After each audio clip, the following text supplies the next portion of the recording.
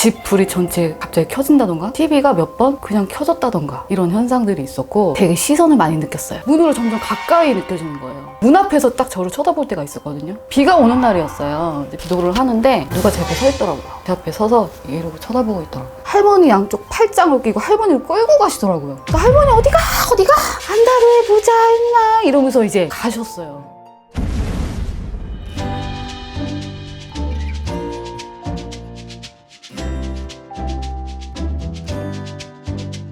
구독과 좋아요. 안녕하세요. 안녕하세요. 네, 선생님 잘 지내셨죠? 네, 잘 지냈습니다. 이번 시간 주제가 네.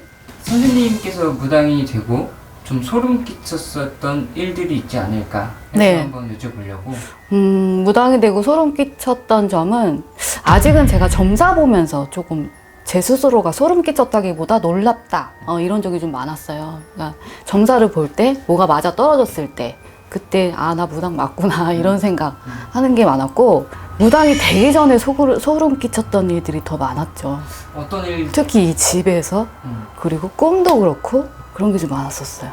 그 피디님이 앉아 계신 그 자리 그 자리에서도 이제 지금은 신령님이 계시기 때문에 괜찮아요. 근데 그 자리에서도 있었고 이제 저희 드레스룸이 있거든요. 네. 드레스룸 안에 화장실 그쪽에도 있었고 그런 기운이 있었고 주방에도 그 기운이 있었고 소파에도 그런 기운이 있었고 이상 현상 같은 경우는 집 불이 전체 다 갑자기 켜진다던가 그리고 TV가 저는 이제 방에 있는데 TV가 몇 번 그냥 켜졌다던가 이런 현상들이 있었고 저 같은 경우는 조금 기가 세다면 셀까? 이제 그런 게 있어가지고 되게 시선을 많이 느꼈어요.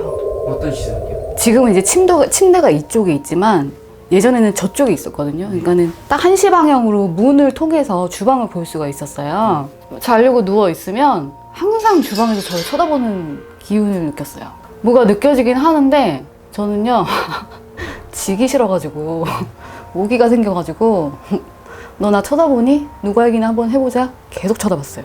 그 어둠이 내 눈에 익숙해질 때까지 매일 그러고 눈싸움을 했어요. 매일 눈싸움을 하고 그러다 지쳐서 제가 잠이 들잖아요.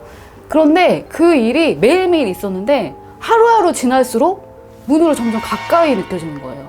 어떤 때는 사실 문 앞에서 딱 저를 쳐다볼 때가 있었거든요. 그때는 사실 무서워서 이불을 여기까지 덮고 잔 적이 있었어요. 귀신이었을까요? 귀신이죠.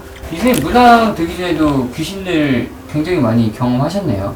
그런 기운을 많이 느꼈어요. 눈으로 딱 보지는 못했어요.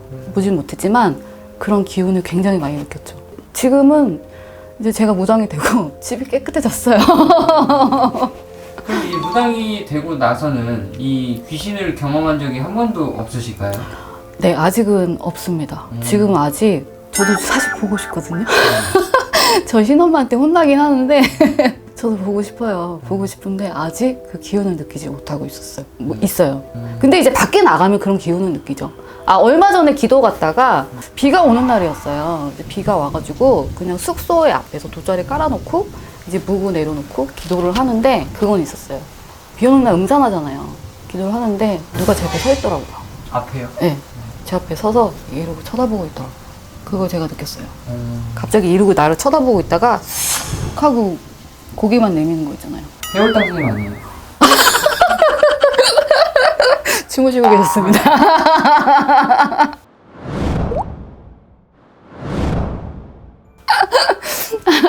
그 기운은 느끼긴 했죠. 안 좋은 기운은 느끼긴 하죠. 근데 직접적으로 눈으로는 아직 보지 못했어요. 근데 사실 보고 싶어요. 귀신을? 네. 일단 그리고 이제 저는 꿈이었죠. 생각해보면, 그러니까 눈 떠보면 이런 일이 막 이런 일 그런 꿈을 좀 꿨었던 것 같아요. 무당 되기 전에. 네. 그러니까 무당 되고 나서도 꿈을 꿨지만 무당 되고 나서는 이제 신령님들이 주시는 선몽을 많이 꿨고 무당 되기 전에는 제가 막 이상한 꿈들 많이 꿨다 그랬잖아요. 그 이전에 한 30대 그쯤에는 저희 돌아가신 할머니도 꿈에 이제 연달아 계속 나오셨고 그리고 죽은 친구가 있어요. 그 친구도 이제 한 번 나왔었고 저는 어릴 때 이제 저희 증조 할머니랑 살았었는데 지금은 이제 굉장히 번화가 됐지만 그때 당시 저쪽 서울이면 시골 상암동 개발되기 전 거기 논밭이었거든요. 그 동네에 살았었어요. 이제 할머니하고 이제 그렇게 오래 살았는데 꿈에서 할머니가 제가 할머니랑 살았던 그 나이대로 돌아갔어요.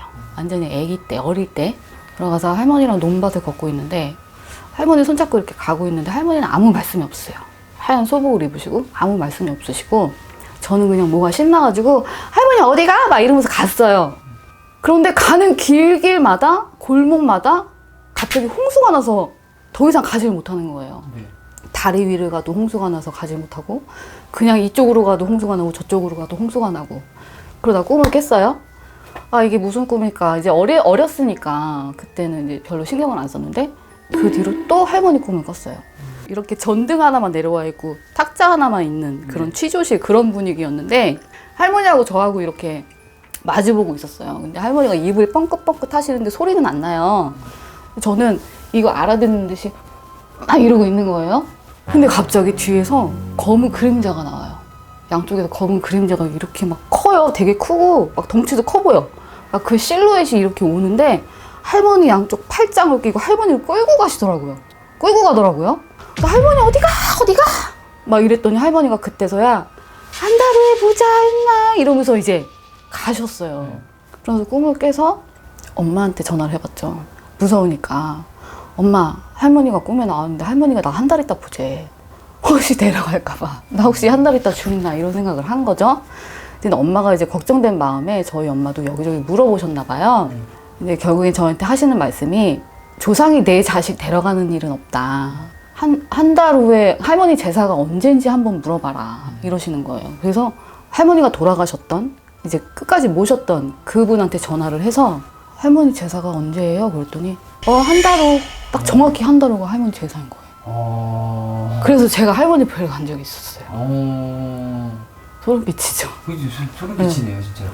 그런 적이 있었어요. 그 뒤로는 할머니가 전혀 꿈에 나오지 않으셨어요. 어렸을 때부터 좀 이런 증상들이 좀 많이 있었다는 네. 꿈이라든가 네. 귀신이라든가 네. 무당이 되기 전에. 네. 생각해보면 저 어릴 때 가위도 많이 눌렀던 것 같아요. 왜냐하면 저는 그렇게 인식을 하고 살지 않았기 때문에 네. 금방금방 잊어버리는 재주가 생겼어요. 그런 일이 있어도 깊게 생각하지 않고 오래 생각하지 않고 그냥 아무렇지 않은 듯이 일상생활을 해가지고 바로바로 생각은 나지 않아요. 근데 생각해보면 어릴 때부터 가위를 많이 눌렀던 것 같아요. 이거 선생님께서 겪으신 증상들도 무당이 되기 위한 그런 징조였을까요? 징조였다고 생각해요. 네. 무당이 되기 전에 소름 끼쳤던 일이 많았고요. 지금 무당이 돼서는 이제 소름보다는 제 스스로에게 많이 지금 놀라고 있는 중입니다. 네. 감사합니다. 감사합니다.